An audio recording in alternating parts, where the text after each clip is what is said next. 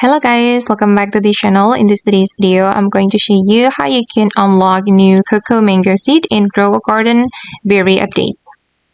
Okay, let's get into it guys. If you want to unlock the Coco Mango Seed, you need to upgrade or unlock the new tire in the seed shop. You can feed the NPC with the food you have cooked up, and then you can unlock the tire too.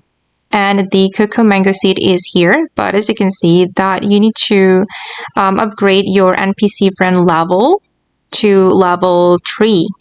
And then you can go to your garden, cook something for the NPC, and feed the NPC with the food you have cooked up. And make sure that you have already unlocked this cooking kit. You can unlock this cooking kit by completing the common achievements. I'm going to go to my garden guide. Okay, and this is how you can unlock the cooking kit. You can go to the core plant and finish the common achievement, and you will get this cooking kit as reward.